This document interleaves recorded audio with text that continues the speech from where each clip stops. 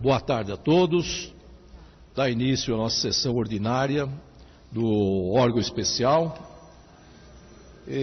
Aqui, atendendo um pedido de preferência do eminente corregedor, que tem um compromisso no âmbito da corregedoria em Porto Alegre, nós vamos fazer primeiro a pauta administrativa, que hoje também não temos muitos feitos pautados. Número 37 é uma direta de inconstitucionalidade, relator Zemador Salles Rossi, que tem o voto 36.531, é autor desta ação direta o Partido Socialismo e Liberal, PSOL, Diretório Estadual, requeridos aqui prefeito do município de Cotia e presidente da Câmara Municipal de Cotia. Esse feito aqui foi apontado para sustentação oral. Eu convido à tribuna o eminente Dr. Edio Silva Júnior, que representa o autor. Boa tarde, presidente. Eu indago o eminente Dr. Edio se dispensaria a leitura do relatório. Dispenso, excelência. Então, Vossa Excelência está com a palavra pelo tempo legal. Muito obrigado, excelentíssimo senhor relator, excelentíssimos senhores desembargadores, excelentíssimo senhor presidente, ilustre representante do Ministério Público.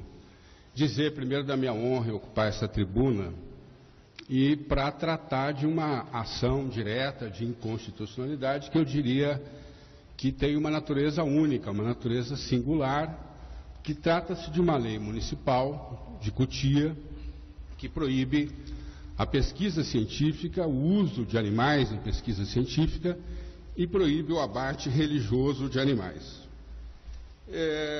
A lei institui sanções administrativas por meio de multa e por meio da cassação do alvará de funcionamento da pessoa jurídica, na hipótese da pessoa jurídica ser flagrada praticando um abate religioso de animais, de sorte que cria um programa administrativo, cria ações administrativas, cria despesas, aumenta a carga de atividade do serviço público, sem apontar a fonte de custeio.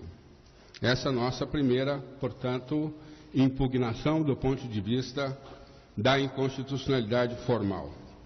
A segunda é que a legislação usurpa função típica do Poder Executivo, conforme reiteradamente definido por essa egrégia corte. Não pode o parlamento tomar iniciativa de leis, impondo ao executivo uma carga adicional de atividades.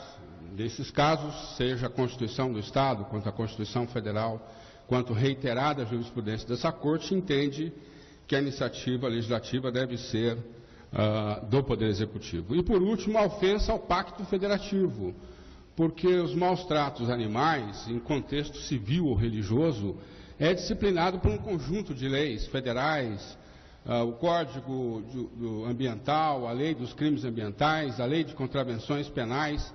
Há uma série de leis federais que já disciplinam e fixam sanções, inclusive penais, para os maus tratos aos animais. De maneira que a lei municipal, nesse caso, a nosso juízo, ela extrapola os limites que a Constituição estabelece para a produção legislativa municipal, contrariando matéria estadual e matéria federal que rege o assunto. De outra sorte, nós entendemos que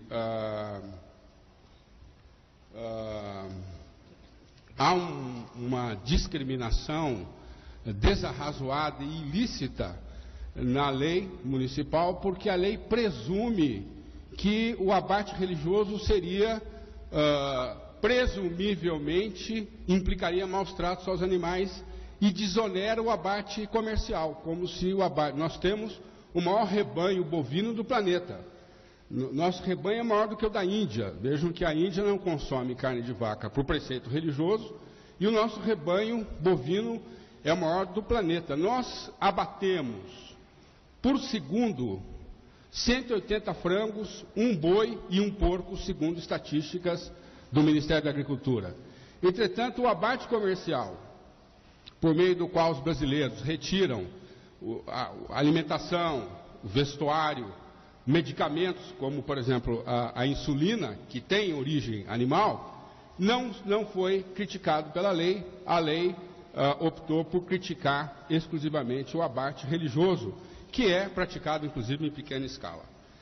Quando se fala em abate religioso, nós lembramos das religiões afro-brasileiras. Mas, na verdade, o abate religioso é um preceito alimentar de judeus e muçulmanos também. No caso dos muçulmanos, o abate religioso tem uma dimensão comercial, porque 30% da carne bovina e 40% da carne de frango exportada do Brasil destina-se a países muçulmanos, 55 países muçulmanos, ou seja, com maioria muçulmana, e esses animais abatidos no Brasil, no nosso estado de São Paulo, são abatidos segundo o preceito religioso. Aliás, a Operação Carne Fraca, de conhecimento público, demonstrou o problema dos abatedouros clandestinos, não é? Nos rincões do nosso país, bois são mortos a pauladas. Entretanto, a lei não se preocupou em também presumir que o abate comercial pudesse resultar em maus tratos aos animais, cingindo-se ao abate religioso. E um outro aspecto, terminando para concluir a minha intervenção, é que quando nós falamos em abate religioso, há a dimensão dietética que esta corte vem reiteradamente protegendo.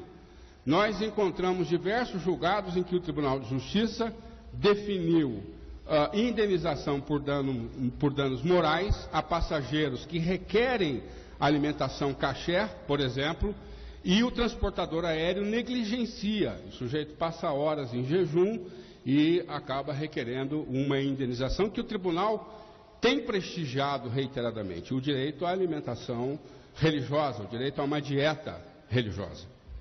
Eu também destacaria o fato de que o Tribunal de Justiça do Rio Grande do Sul, no Madim, considerou constitucional uma lei estadual daquele estado que disciplina o abate religioso.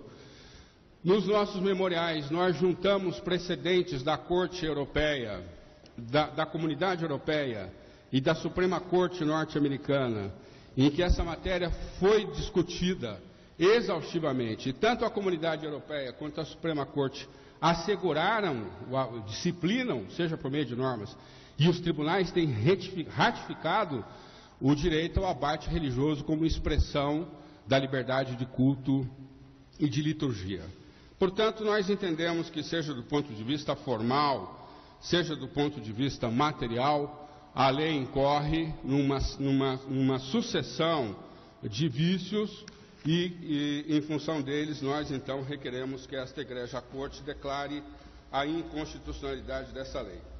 E me permitam localizar um julgado do Supremo Tribunal Federal, no qual o eminente relator, ministro Celso de Mello, fixou um entendimento que talvez os vereadores da Câmara Municipal de Cotia deveriam ter conhecido, deveriam ter tomado ciência. Diz o eminente ministro decano do Supremo Tribunal Federal, ministro Celso de Mello: nesta república laica, fundada em bases democráticas, o direito não se submete à religião, e as autoridades incumbidas de aplicá-lo devem despojar-se de pré-compreensões em matéria confessional, em ordem a não fazer repercutir sobre o processo de poder, quando no exercício de suas funções, qualquer que seja o domínio da sua incidência, as suas próprias convicções religiosas. Muito obrigado pela honra.